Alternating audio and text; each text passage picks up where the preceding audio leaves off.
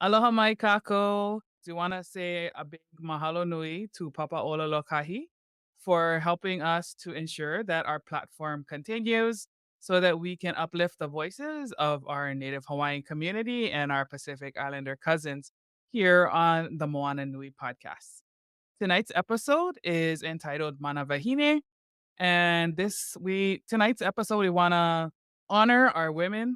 I wanted to have this conversation because as I have been doing my own studies and deepening my own knowledge of Native Hawaiian history and culture, one of the trends that I tend to notice is that there isn't a whole lot of mention about our wahine. We have some, but the imbalance between the kane and the wahine. And I feel like that there's many reasons why I think that happens. But so I wanted to have a deeper conversation. And the two guests tonight who are joining me are no stranger to the show. They are Mana Wahine that I actually honor and respect a lot. I learn a lot from them, and they hold space in some pretty delicate and sensitive areas in our culture and amongst our community.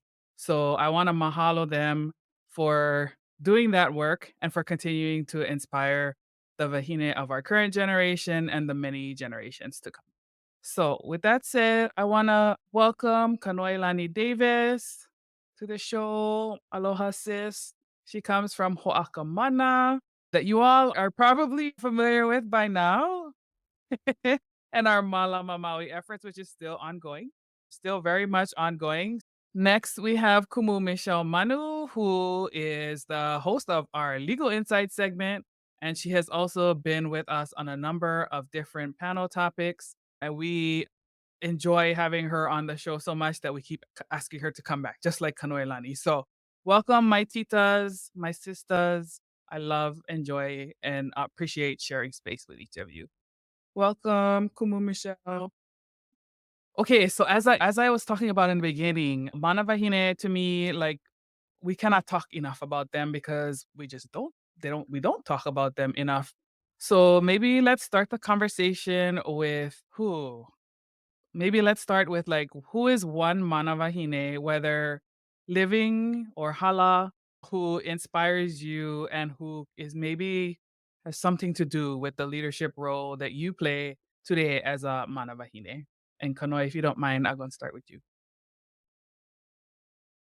Aloha mai kako, aloha wau Kanoelani Davis, mai moloka inui a hina mai au, aloha mai kako. My name is Kanoelani Davis. I come from the island of Molokai Nui a Hina. Mahalo Moana for allowing me to be in this space. Mahalo for my mountains of Kamako, from the ocean of Kadohi, from the winds of Pai, from the Ahupa'a, the lands that feed me of Kamiloloa, and all of the kupuna who have come before me. So mahalo for allowing me to be in this space. Your question around who is, you said the Mana Wahine that inspired me up into this point. Honestly, it's actually been majority of the women in my line. My grandfather is always going to be the first and foremost, the one, the living, the one that's been here. And then my grandmother. She and I are probably the same person. We've bucked heads many times, and it always felt like a loss. And it still feels like a loss, humbly. And I take that with a lot of aloha because there's so much life lessons to learn.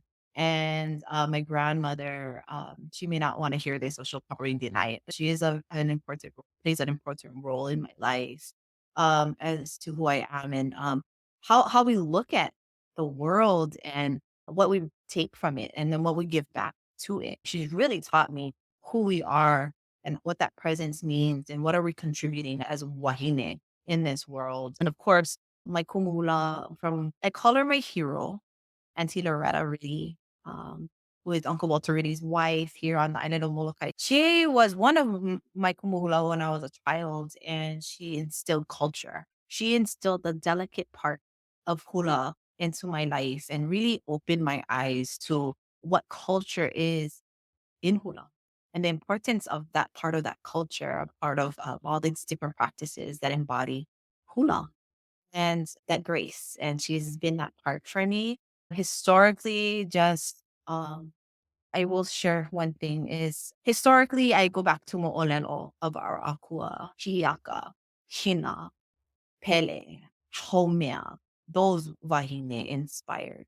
Those are the wahine I look up to who through their mo'olelo I've learned a lot of life lessons around and who I see as just these powerful beings of time that surpassed many trials and tribulations, adversities, and were able to pull through it. Had it not been for the mo'olelo or the stories that were told and handed down, I would not be able to have something to connect with. And so I don't mean to bypass the ali'i, but it's those akua that I lean to. And that's the way I was raised. I was raised more akua based than was in any other realm. And through my grandfather, in fact. So the first person when I was probably in elementary, when I was having moments when my parents were going through divorce, yeah, was I remember him telling me, if you ever feel like you need to talk to somebody, if there's anybody that you need to draw mana from, you call Laka because Laka is your person. And that's because I was a hula person back then. So yeah, definitely parts of uh, the people I lean to. And those are not quite tangible, maybe for some other folks, but in my world, they are. And they're the heroes in my mo'olelo, in my story today. Mahalo. And I know this, like, I'm about to ask a question that's gonna be hard to encapsulate in like a short answer.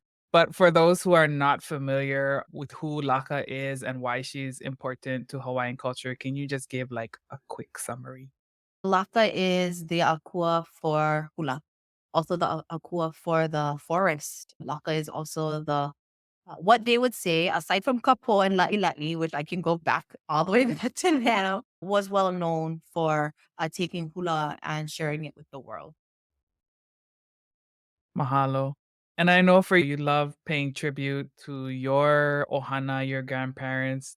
And I've had the privilege of also meeting your little Mana Wahine and your daughters. And it's so wonderful. It's not a secret that you're a single mom and raising children, raising children as that Mana Wahine. I just honor like all of the ladies who are having to do it on their own for whatever that reason might be, right? We just celebrated La Makuahine yesterday. So I just want to re-emphasize that and to our Wahine who are watching, a belated Haole La Makuahine to all of you all too. And mahalo for everything that you all do for your ohana.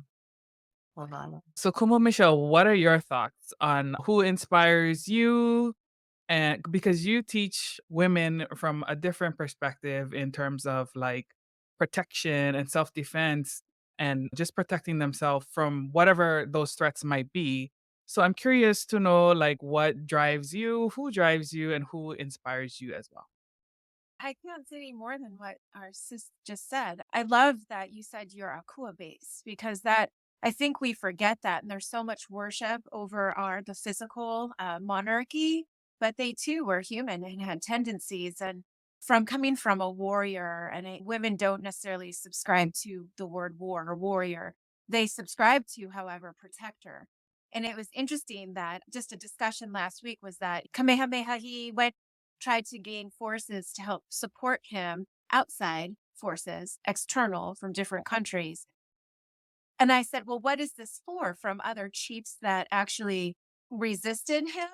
And the answer was no, from from Manu. And I said, from his own wife? And the answer was yes.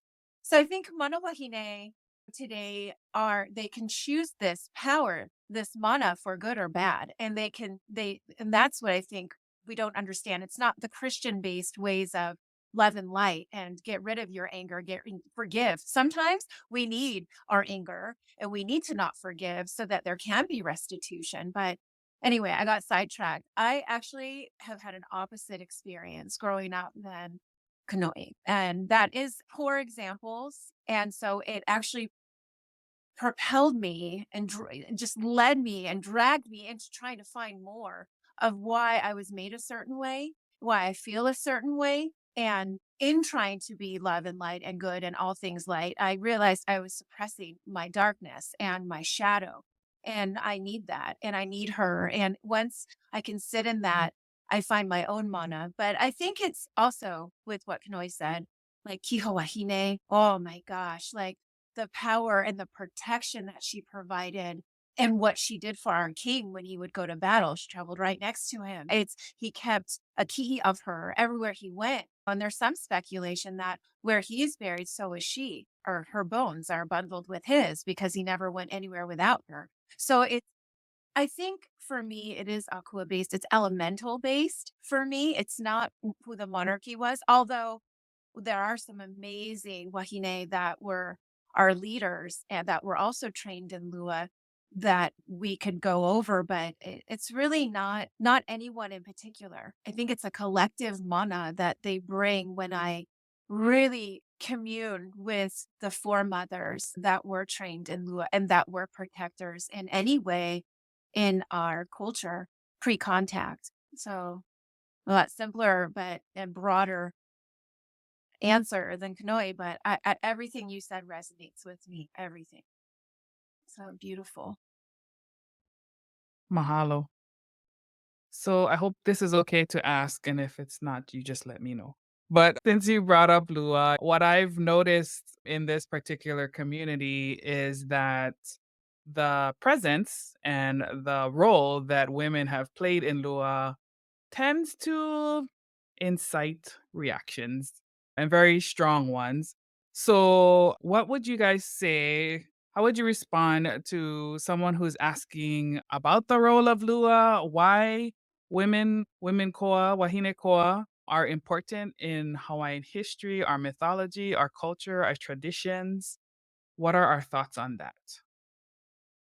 Michelle, I'll go to you first. I think they're extremely important and we should talk about them. And I think they just haven't been talked about and acknowledged, almost put to death over 204 years since Queen Kahupono banned the lua from public display.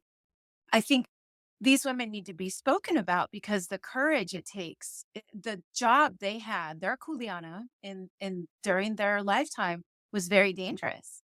And it's not about playing it safe in life or being liked. It was they knew their role and they were effective in that role.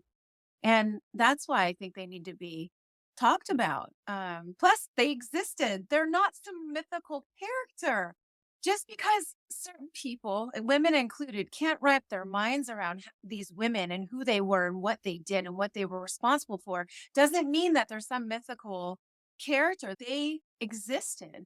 And the more and more we find out through writings, hopefully with by our own hand and not by a visitor's hand, that we can really start bringing this out into the public, speaking about it more and more so that we desensitize anyone hearing about a woman warrior and vehemently attacking it or the messenger. So, very interesting question. Thank you. And Kanoe, I'm sure, can add to this deeply. No, I got us. We're taking a deep breath. Well, let me just start from the beginning.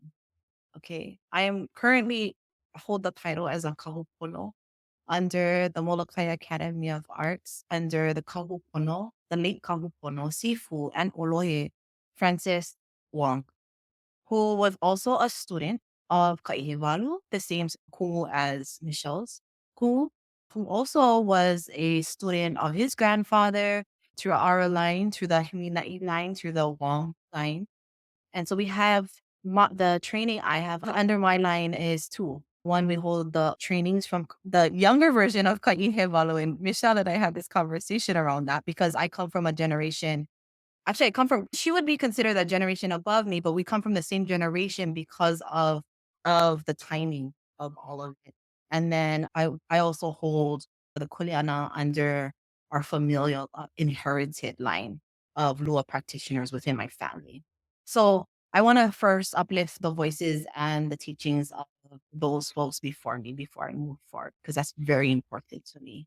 So to begin that whole story, being trained from the age of 2, I didn't know otherwise. I didn't know that other women didn't know. I didn't know I knew it was something of huna, of something of secrecy, but I didn't understand, right? You just like, it was like going baseball practice every day. It wasn't like, it was just normalized in our family.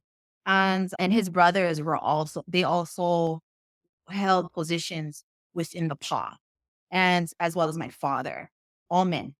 I was the only female learned to protect. I was taught to protect from a very young age. And the only reason for that was one, I was the oldest. And two, my brother was born with cleft. So the family was worried he would be bullied and teased. And so they trained me to fight for him if he ever needed it. Let me just explain to you. He never needed it, but I was still trained. My brother took care of himself. So with that being said, I was trained under men. When I sparred in the pa or in the dojo or in the hale, whatever you want to call it, we really didn't have.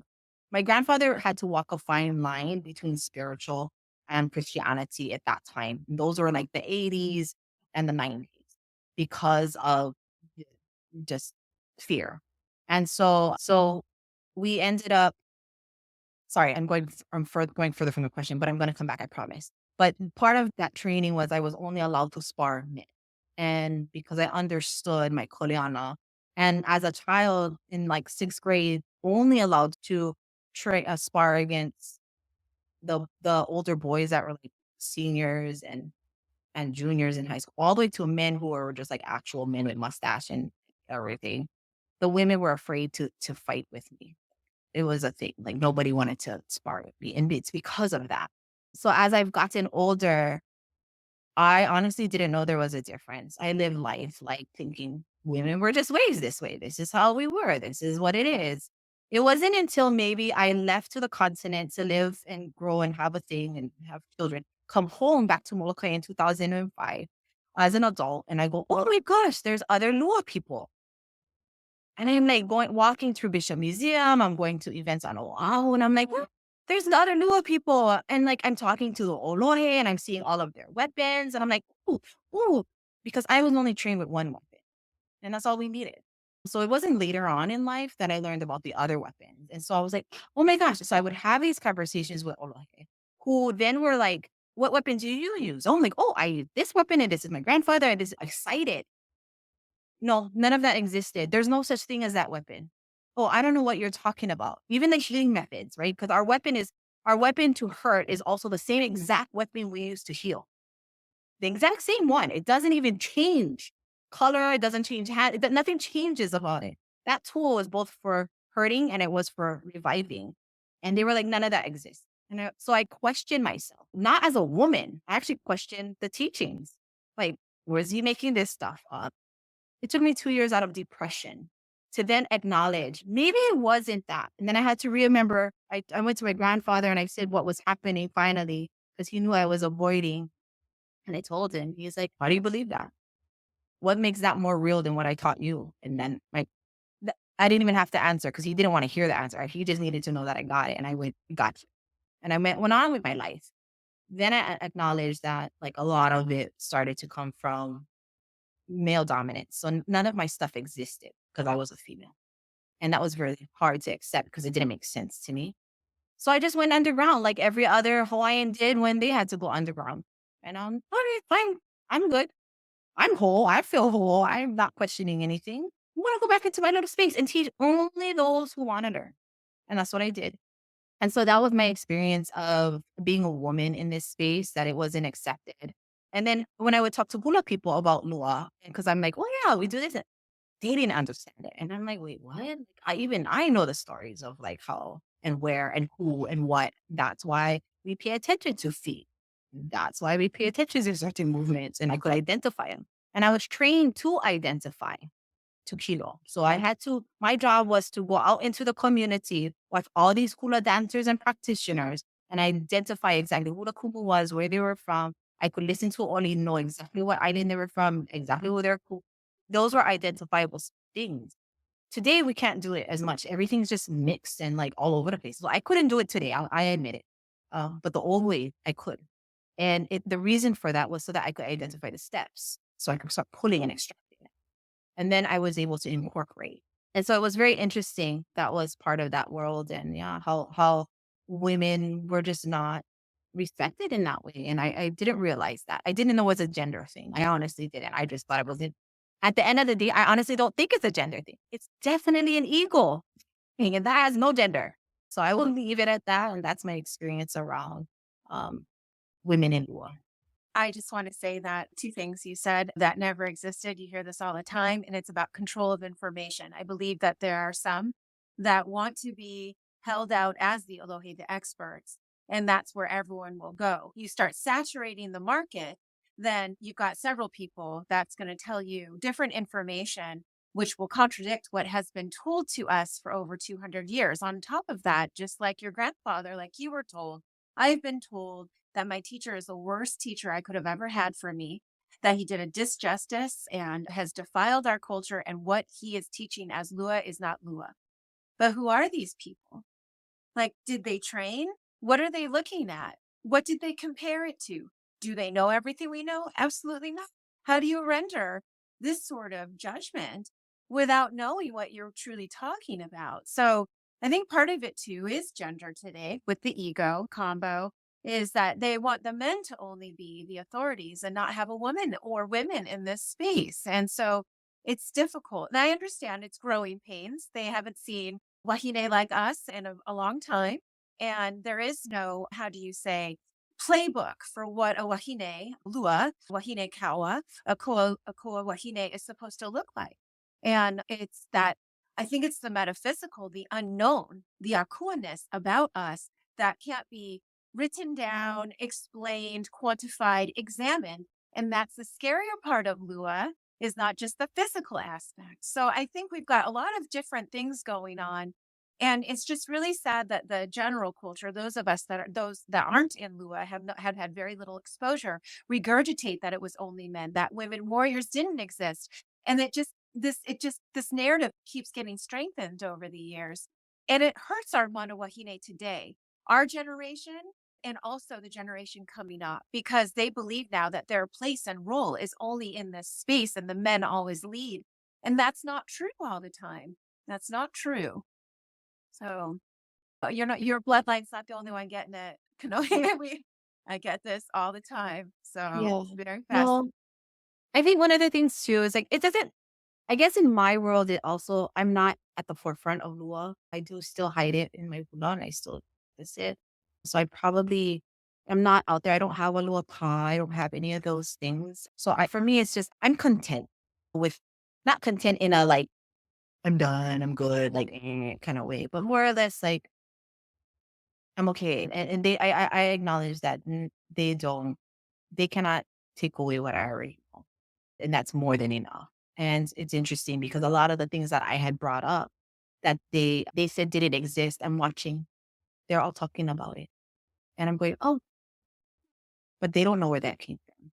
So it's very interesting. We can plant as many seeds as we want and watch it grow. And you'll see how people develop their EQ. But I want to preface though, there are Lua Wahine today. There are women who practice. I don't what I want to make sure that we leave here with is this acknowledgement that there are women who still practice Lua under Olohe that are Kane, and there are Pa out there that teach women.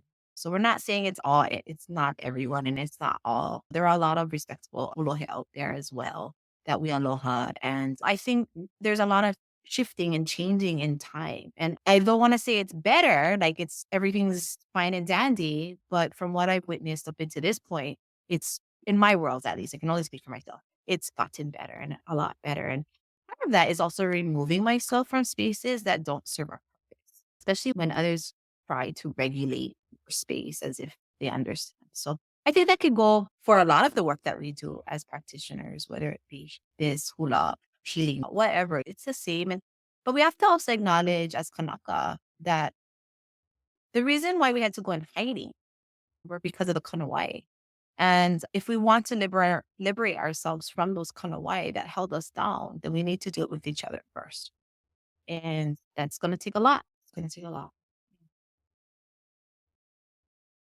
Mahalo, Nui, for that clarification, because I didn't even think that this could be perceived as a negative. This is just opening up this conversation. Well, I hope nobody took it as like a bad message, because that was not the intent at all. I know for me, like you guys know, because we talk outside of the podcast, but I'm always curious about these things that were not accessible to me growing up. And I think when you don't have it, it's easy and you're not taught either way. I know for myself, I'm trying to see like what is the truth what is like bad, I don't know, bad influence. And I think this is really important for us to talk about, especially like as our community continues to live, grow up, be raised outside of Hawaii and where our cultural practitioners are just not as prevalent, right? And there are a lot of Kanaka who are trying to find their way, especially for the Kiki who like they are born and raised on the continent or even outside of the United States, outside of Hawaii, and are seeking their identity, are trying to better understand our cultural practices, what was true, what is not true, especially in this information, like lots of misinformation now, so easy for messages to get misconstrued. And so I'm always appreciative of those who are willing to come and be open and share knowledge without that ego thing, right? Like, because I think when there's a lot of that attacking that I see, I'm just like, I have to ask the question, like, why are you attacking? Especially when it's pretty transparent that a lot of the, at least what I see, I'm like, okay, so it's okay for our practices to be taught in Hawaii, but all of a sudden when we move someplace else, we cannot practice. So, like, are you saying that half of Hawaiian community cannot practice our culture just because we're not at home? Those are the kinds of problematic rationale that I always feel like I need to check you. I got to ask you questions. I'm not attacking, I just asking questions to make sure what I'm hearing from you is what you're saying. Because if it's not, please correct me, right? Like, and so again, this is why I love bringing it up in podcasts because I know there are people they may not be engaging, but they're watching and they're seeing like and they have questions, but they're not brave enough to ask yet, right? So my hope is that I like to ask questions that I am anticipating from the community, just from other things that I observe around. So mahalo to you guys for doing this because I've been wanting to talk about Lua for a while, and there's been people in my DMs like, "Oh no, you cannot," and I'm just like, "Oh my gosh, I cannot." Okay, all right, but it's my culture too. I want to say something if because I'm half Scandinavian too and mixed with Chinese, Filipino as well, mixed with the Hawaiian. And it's if I had not found Olohe Kaibao here on the mainland US, continental US, I would have never have been exposed to or even seen or been able to I doubt 100% that I would have been accepted to study. I actually had to be here to learn it so I can bring it home. So that's my path. That's the way it turned out for me. So it's not we must continue our cultural practices even if we're diaspora. And it's the way it has to be. And regardless of what anyone is saying. Yeah, and I know Kanoe's over there. I can already anticipate what she gonna say. Never mind them. Focus on you. But that's honestly my grandfather just like, no mind them. Like I think that's one of the things. I have been a Molokai person. Remind you now, Yeah, Molokai is even more removed from a lot of the other places in Hawaii with the least true. amount of resources, right? On Yeah. top of moving to the continent for a good 10 years and then moving back home. Like it's weird. I think it's a mindset. As Kanaka, we have to change our mindset. I know you don't want to hear this, and I know that's the easy way out. It's not. Honestly, it's harder than everything else. It's just because when I did move to the continent, it was so easy for me to continue my practices. If I didn't have kukuya, I had maple. If I didn't have tea leaf from the store, I went to the flower shop. If I needed, like things were accessible because I knew who I was. I think that was a big part of these lessons is knowing who you are. No matter where you are in this world, it doesn't change. We substitute, but what I think what people in Hawaii are saying to the folks, but they just don't know how to say it on the continent is it's okay to substitute what you need to because you have to make do with what you have in front of you. But do not forget where you are from. Do not forget to come home. And while we're out there in the world, do not shift into the same mind shifts that the colonizer wanted us to shift into. And here's the thing I will say the same thing. We tend, when we're out there, unbeknownst to us, subconsciously, we're shifting into that mindset. Why? Because our environment calls Mhm. for it. And so we do. We shift. We become those people we don't like. So I think there's this battle, and that's what's happening. Is people don't understand people. And the more people who are away from home, the less that means that we're at home. So while we're still try to keep it home as possible so that you folks can come home, we need you folks to do the other half by coming home. Yeah. And so this is this fine line between that equal part. And I think we forget that. And while you're out there learning, also be careful with full. I think what it is, what they're trying to say is don't get taken advantage of. You still have to go through your protocols. You still have to, you may not be on the shores of Hawaii, but you still have to follow the kuleana and the protocols of a Hawaiian as a kanaka who are in these practices. And now the other line, deeper rooted problem is what if I'm a Hawaiian that was born and raised on the continent and never touched foot in my home? But I know this is who I am. And that's where I think a lot of the times, come home, figure it out. Buy that ticket, raise that fundraise, and just get even if you don't have people, your family, you don't know your family because you've been, whatever happened in your genealogy, something happened, somebody never like talk to somebody and you had to go out there. It doesn't matter. Touch the sand, touch the aina. Then you make your decision. But until then, I think that's what this is about and remember, there's a fear. There is a fear that we Hawaiians are not going to have Hawaii anymore. Mhm. We're fighting this battle at home to Yeah. keep our, and so it's and I only can speak for myself. I don't know about everybody else. And again, that's all noise. Yeah. Unnecessary. Like, whatever. While you over there grumbling about that, I will be doing this. I will figure out this. Then my way, right? Yep. Mahalo. How can the principles of Mana Wahine inspire women in leadership roles today, both within and outside of Hawaiian culture? So obviously it's important to us too. What can others take away about being a woman, maybe even the added complexity of being a woman of color in a white male dominated society, right? Like, why is this important? And maybe some uplifting reminders about because we all run into these challenges, right? Like, we are Mana Wahine, we're protecting, we're doing our thing, but there's the energy piece to this too, right? And to do this work takes a lot of self care. And I know, Kanoe, you do that a lot through Mana Bombs. That's really a lot of the purpose of yours there. And I know I get a lot of value from that. Usually on days when I needed to, I'm like, thank you, sis. I needed that today. Mahalo nui. So maybe like what are some things that how can we inspire women in everyday women, I guess? Michelle, you want to go first? I think it is every day. I think it's connecting to obviously the elements wherever you are. That communion with the unseen metaphysical world is very important because it creates things. It also helps nullify the noise that, it talks about what's important, what's not. And then also self-care. When you do that, there is mana that flows through your physical body. Your quinoa is then replenished. I think using these principles, knowing who our foremothers were, helps us to stay connected to who we are. And when we step into leadership, it's interesting because you're talking about white dominated spaces, like male and female, especially in corporate America. If you have an ethnic name, like all of us do, most of us do, it actually lessens your ability to get a proper job and to keep it too. Now, I know they have like ethnic quotas these days asking you on an application what you are. And sometimes that will eliminate you. For the longest time, I had trouble. I was looking for another job and they would absolutely hire a New Yorker over someone from the West Coast. Definitely not someone from Hawaii with an ethnic last name.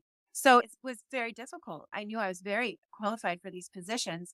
And then when you get into corporate America, you'll see that there's always being wise women, Mana Wahine. You can see that the environment's not ready for you. You can beautifully maneuver in your alter ego, as I say. You can't just Yeah. come out blazing.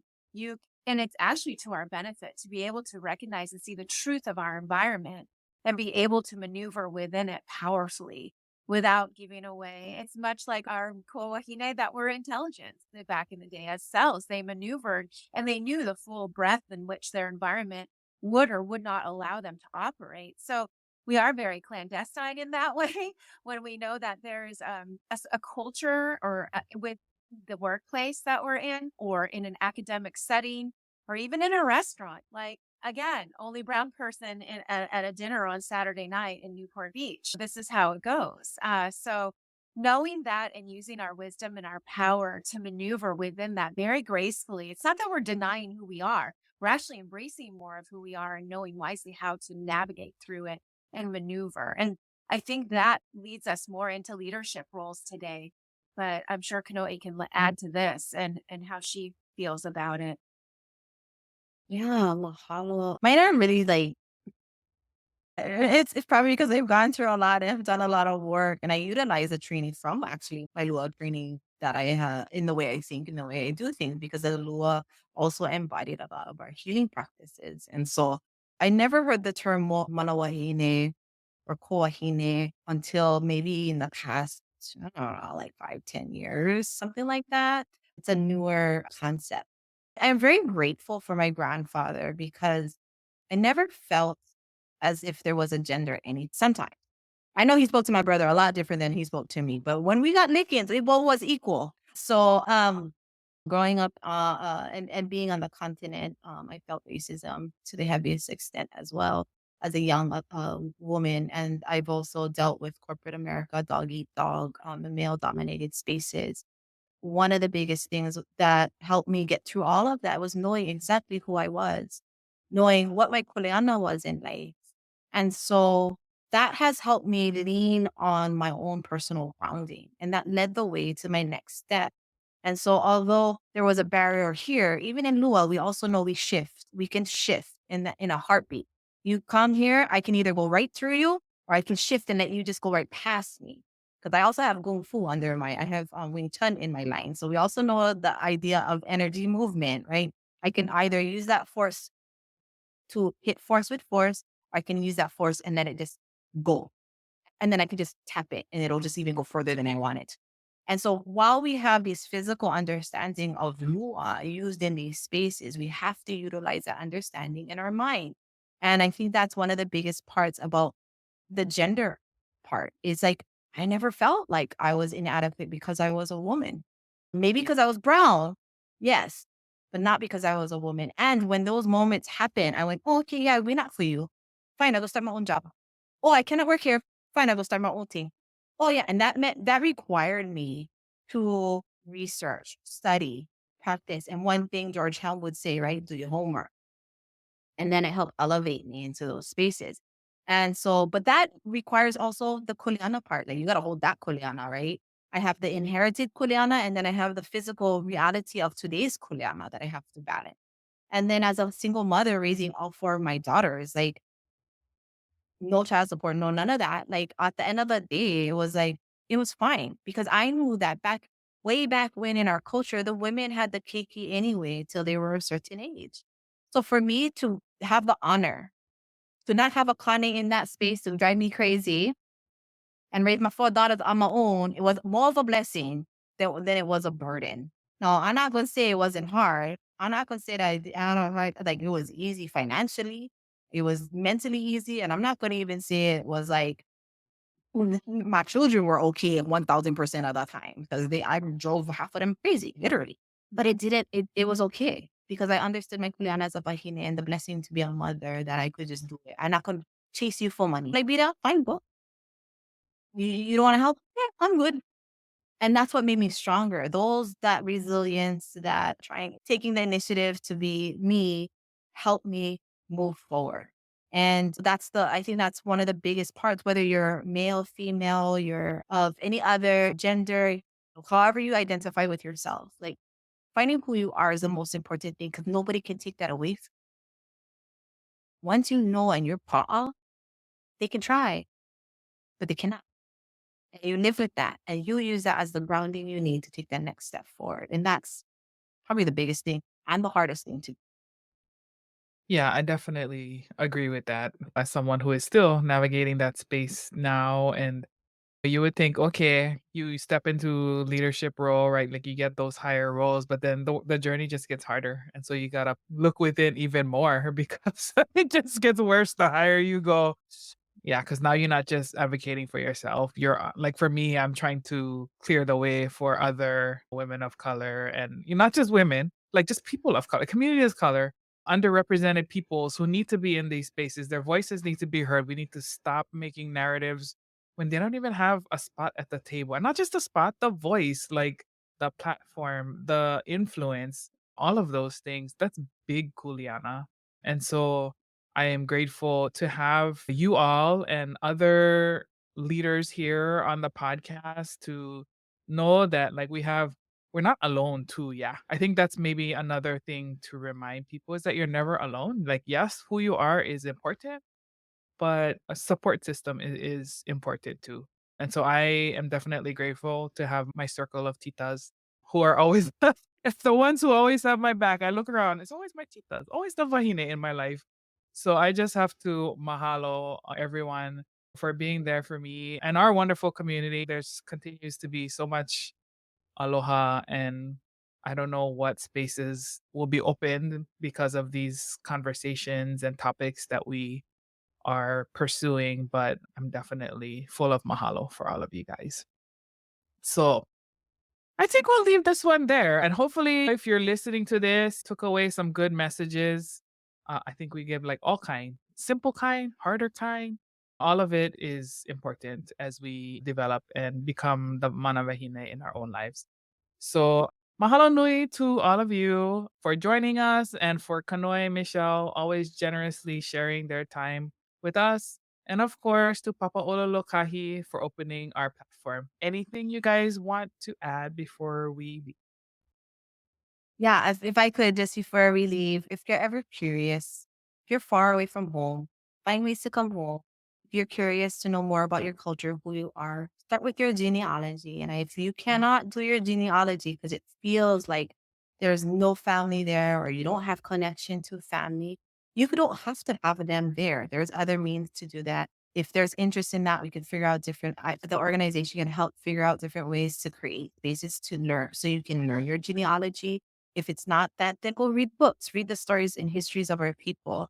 Really dive into it. Find the mo'olelo and stick to it, and then go through it, and then take it apart and learn the language. Whatever you can do to connect, to make it make sense for you. The journey doesn't stop because you're a certain age. Sometimes Mhm. it starts when we're much older. Sometimes it started from the day we were born. But at the end of the day, until your last breath, that's still your kuleana, is to know Bye. who you are and be the best you that you can be in this world today. Not for anybody else, not for a culture, not for a gender, but for yourself. And then after you've done that for yourself, then you give back to your culture and you give back to the people who need it. And we're just waiting, and we're waiting for you and to come and be embraced and do your thing. So mahalo. Yeah, mahalo for that manao. Very important. And if you need help with genealogy, we also have segment on that too. So check out Mo'oku Auau on our YouTube channel, Moana Nui Podcast. We have 2 parts. I think we're doing our 3rd part at later this month. So getting you connected to resources and people. Like it's really important for you to like find relatives because they can help you. Because a lot of people have already done the work. And understanding your mo'oku auhau, like Kanoi said, is a lifelong journey. Like it's not something you're gonna be like, oh, I'll go find my tree and I'll put this line over here. No, it's like it takes time, it takes energy, but it's to me it's well spent. Like every time I discover something new about our ohana, like, oh wow. And I think about who they are in that moment. And like a lot of it, knowing who they are, like explains like, oh, so that's why I'm like that because look my ancestor, the blood right here. Michelle, anything to add before we say a hui ho tonight? No, just mahalo for bringing this topic here in the public. I think there's other, like Kanoe said, these are newer terms that we're using for wahine like this. There's recently been a book about protectors, mostly for land issues, called Na Wahine Koa. Mm. And very interesting. It's written by 4 wahine, and I think 2 are Kanaka, or maybe 3, but it's about land issues. So this term is not just for warriors warring, Right. it's also for protectors and women in our culture that are using this space now. So it's very interesting to see this term out there being used for other things outside of Lula, but it's wonderful and I love it. So thank you again. Mahalo. Of course. Alrighty, everybody. I hope you enjoyed. Please be sure to like and subscribe Moana Nui Podcast on YouTube. We thank you all for tuning in and being a part of our community. Until next time, ahui ho.